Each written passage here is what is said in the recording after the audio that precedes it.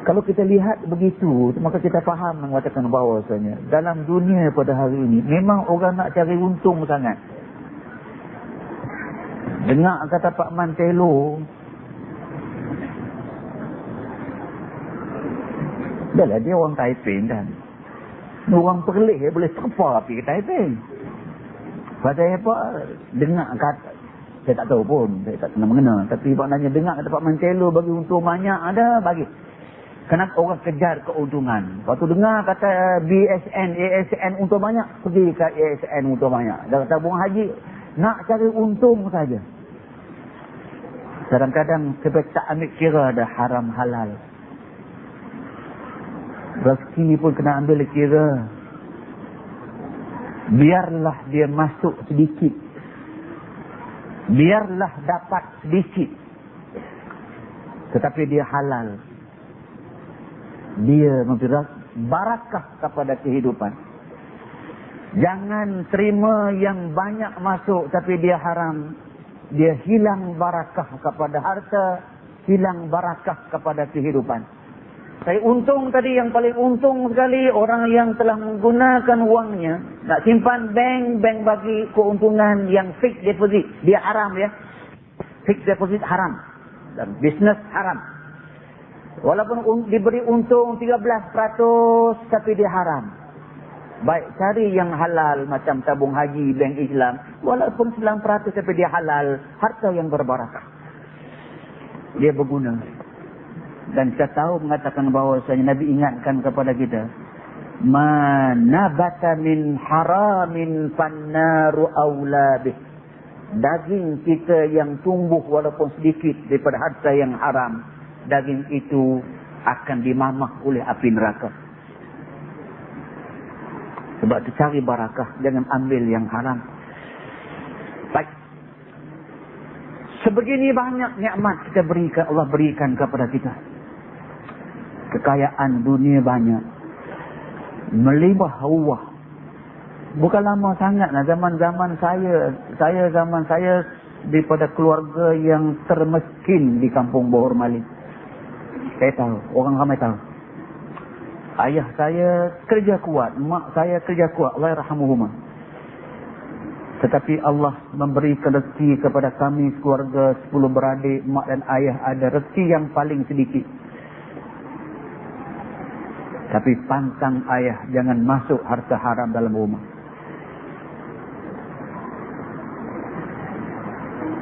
Tapi rupa yang sedikit itu yang ada barakah. Tahu saya ayah boleh pergi ke Mekah, mak pergi ke Mekah, anak 10 beranak, semua sekali belajar. Keluar ke semua bekerja. Alhamdulillah. Nak tengok harta, orang tahu dah. Haji bin orang yang termiskin.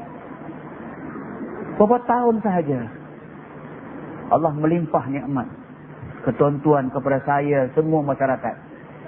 Bertambah nikmat ini, saya balik kampung tengok pun orang yang sebelah jiran saya, belakang kampung saya sekarang dah pandai dah pakai motoka.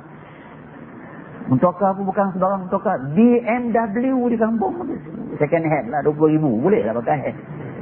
Dah ada pakai Mercedes dah second hand. Nikmat. Pakaian nikmat, jalan nikmat, kekayaan nikmat, communication nikmat, kesemua nikmat. Tapi yang saya cakap ini, mengapa masyarakat yang menerima daripada nikmat Allah yang semakin melimpah ruah setiap hari ini, kesyukuran kepada Allah tak nampak sangat. Ditanya Imam Al-Ghazali,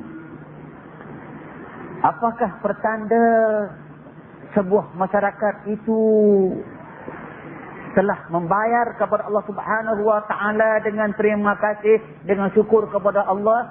Nak tahu di mana mereka itu berterima kasih atau tidak? Imam Ghazali jawab betul. Dia kata mudah saja. Buat macam mana?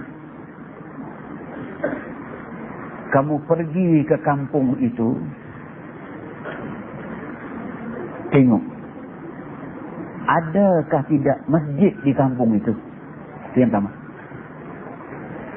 Kalau kampung itu masjid pun tak ada, Kamu tahulah mengatakan mereka itu orang yang tak tahu langsung nak berterima kasih, syukur kepada Allah Subhanahu Wa Taala. Masjid sampai Allah tolong mereka begitu banyak, mereka tak mau tolong Allah, tak nak tolong buat rumah Allah pun tak nak.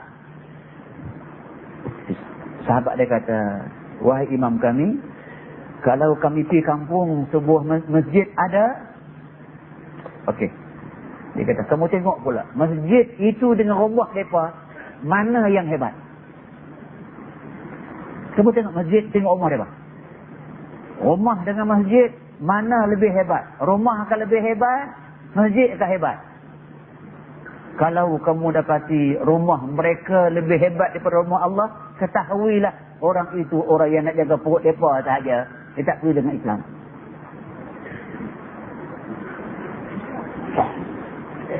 Kebetulan saya cakap ni masjid tak ada, kampung ni rumah orang pak ni rumah, saya tahu. Tak ada. Ikan batu ni tak ada orang yang rumah dia macam besar ni, tak ada. Tapi tuan-tuan akan pergi ke tempat-tempat lain, akan dapati bahawasanya masjid di kampung itu, tempat itu kecil sahaja, rumah orang besar-besar. Di antaranya pergilah ke tengok senang, sampai ke Sarajevo. Saya orang yang telah pergi ke Sarajevo sebelum pegang sebanyak 2 kali. Sarajevo, ya tempat yang sekarang gaduh tu. Masjid mereka banyak, tapi masjid saya kata yang terbesar saya pergi Sarajevo boleh muat dalam 100 orang sahaja. Kebanyakan masjid boleh muat antara 30, 20, 30, 20. Dia kecil je. Saya pergi tengok sini Sarajevo. Oh. Betul lah. Rumah orang besar-besar, gedung besar-besar, semua besar-besar. Rumah Allah kecil-kecil sahaja, Maka tidak hairanlah itu yang tadi kata, orang yang tidak tahu bersyukur kepada Allah, orang yang tak tahu syukur kepada Allah, Allah bagi tahu dah. La in syakartum la azidannakum wa la in kafartum inna azabi la syadid. Kamu syukur kepada aku tambah lagi. Nikmat aku. Aku tambah. Wala in kafartum, kamu tak tahu bersyukur kepada aku, azab aku amat pedih. Maka turunlah azab itu kepada orang Sarajevo, Bosnia Herzegovina. Habis. Jangan heran, jangan merasa kecewa. Mengapa Allah tidak tolong orang Islam di Bosnia Herzegovina? Mereka beriman dengan Allah, sedangkan Serb itu orang yang kufur dengan Allah Ta'ala. Mengapa Allah tak tolong? Jawapannya, nak tolong macam mana? Kalau orang tak tolong diri dia sendiri, nak tolong macam mana? Tu nikmat kami akan berikan kepada mereka begitu banyak, tak tahu langsung nak bersyukur nikmat Allah. Rumah aku pun Allah kata mereka tak buat. Yang buat itu pun jangan tidak saja untuk 20 orang. Nama dia masjid. Namanya masjid. Ini yang saya bimbang. Datang kampung memang senang hati tengok masjid besar, rumah orang kecil-kecil. Alhamdulillah. Ada pergi ke bandar sahaja, bangunan ada yang paling baru buat 86 tingkat. Itu yang senang buat. KLCC.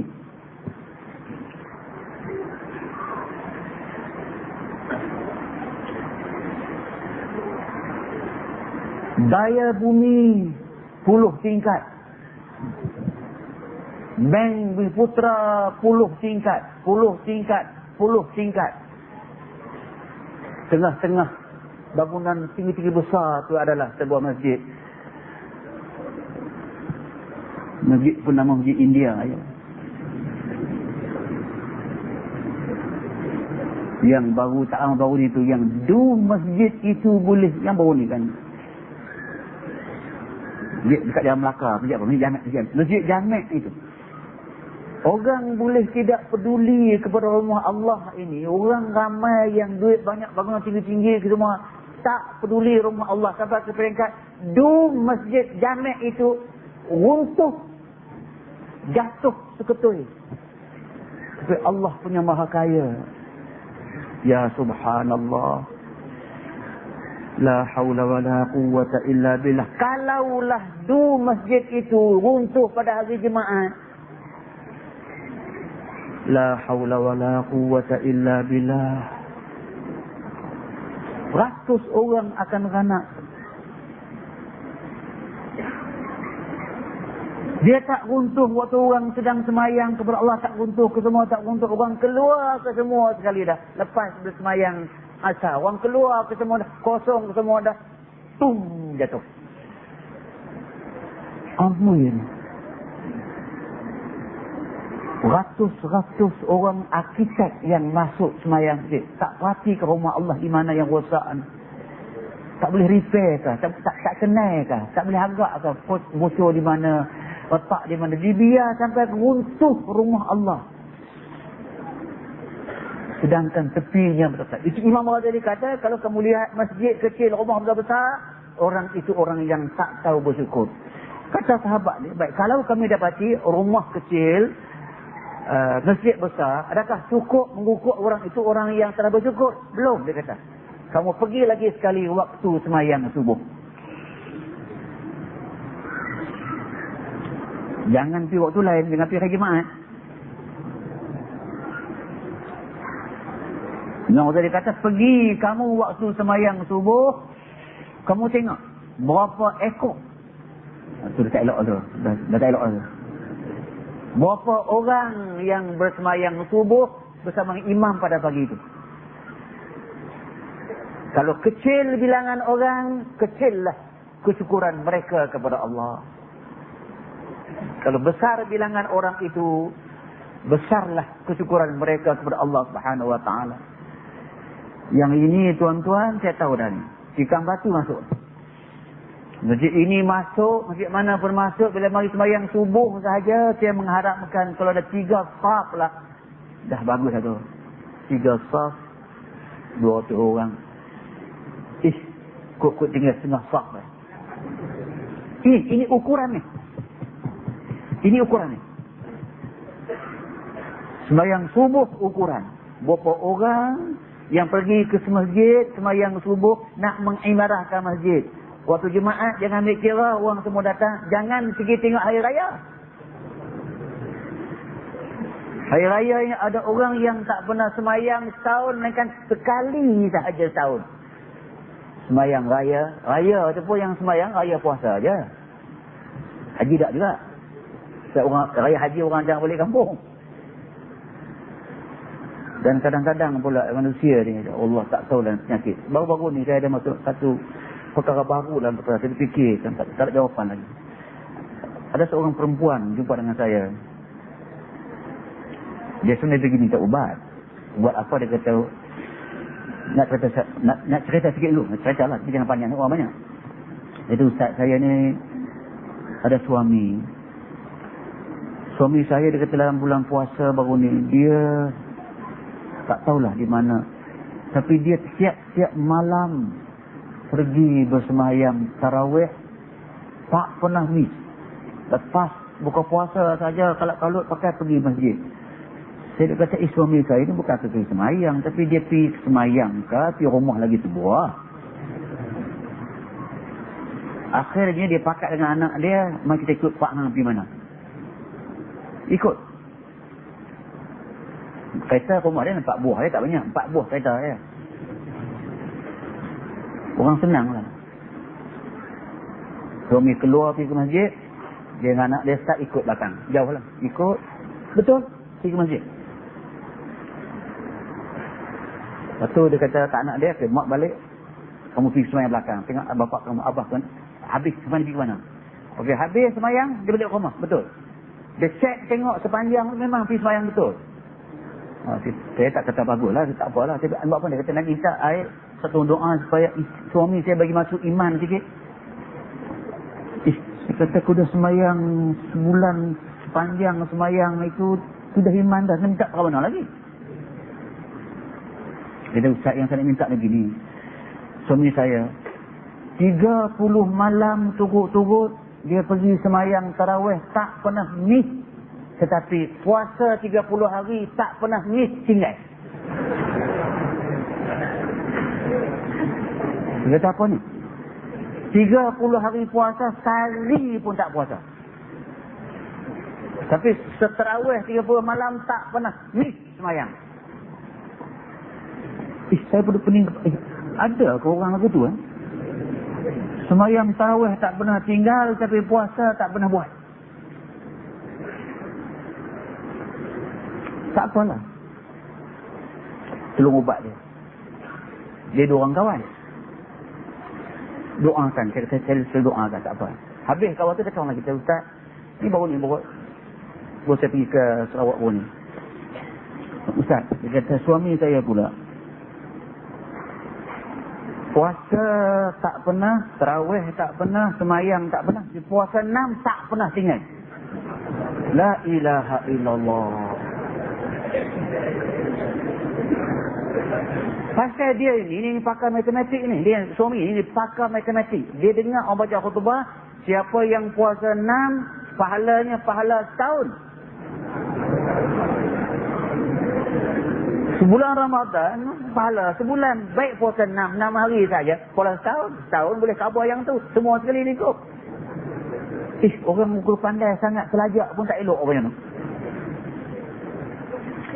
Dia tidak tahu mengatakan bahawa puasa 6 itu, Nabi kata, man qama Ramadana. Sesiapa yang genap puasa Ramadan. Summa itu maknanya, kemudian daripada itu, atba'ahu sittan min Syawal. Lepas genap puasa Ramadan, dia puasa 6 hari Syawal, baru dapat pahala puasa setahun. Kalau mudah hari setahun puasa pahalanya. Kalau yang genap puasa 6, puasa Ramadan genap dahulu. Makna orang yang tak genap puasa Ramadan, kerana sakit, kerana haid dan sebagainya, genap dahulu. Sama Ramadan, man sama syahri Ramadan kamila. Sesiapa yang puasa Ramadan cukup 29 atau 30. Genap dulu. Baru summa atba'ahu. Kemudian diikuti lepas itu dengan puasa 6. Ini Ramadan sekali pun tak buat. Pakai pegang 6 hari puasa 6 saja. Ada mufti petua kot. Dan sama juga sebagai pengetahuan. Orang katakan, saya puasa Syawal, saya niat qada pun yang tu, puasa 6 pun yang tu. Duduk kirah lah kata nak buat lah. Dia kata tidak. Dia kata ada orang kata boleh. Tapi kalau orang kata boleh, mengapa tanya saya? Orang kata boleh itu dia tak buat langsung. Baiklah buat tu. Tapi kena buat dengan cara baiknya.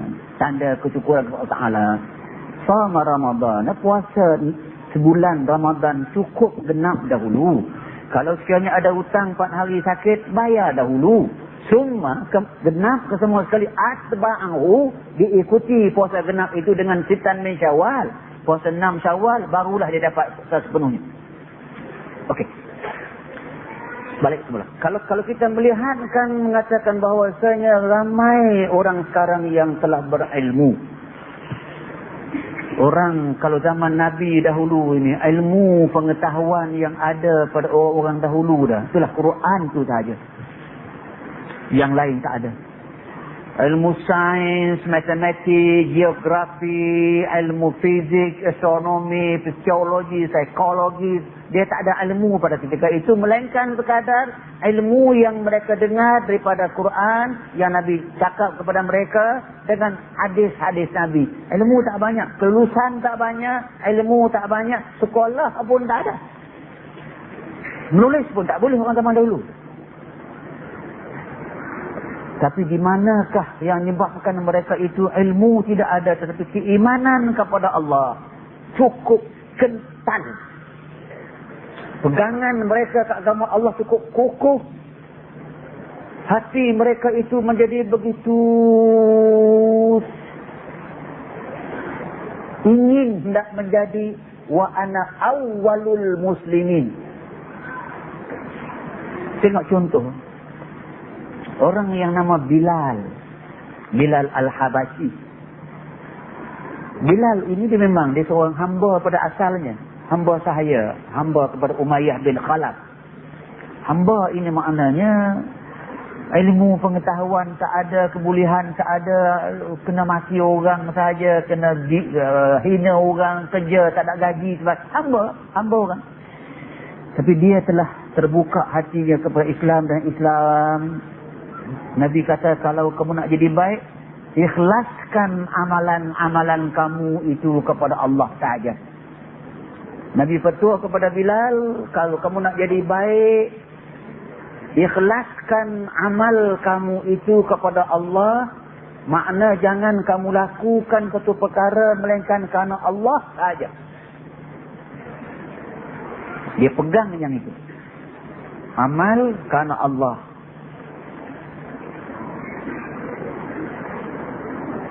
Kebetulan tak lama kemudian selepas itu dia berpindah ke Madinah, datang syariat azan. Dia menawarkan kepada Nabi Muhammad nak mengazankan. Nabi kata boleh. Tapi Bilal ini dalam sejarahnya, atau dalam tarikh At-Tabari menyebut Bilal ni, orang yang suaranya bukan sedap sangat. Orang yang nak suara azan Bilal bukan sedap sangat, bukanlah kata special, dia hamba. Suara tak sedap sangat. Dan lagu Bilal pun dia bukan macam kita bawa ni, dia lagu tegak gitu. Okey.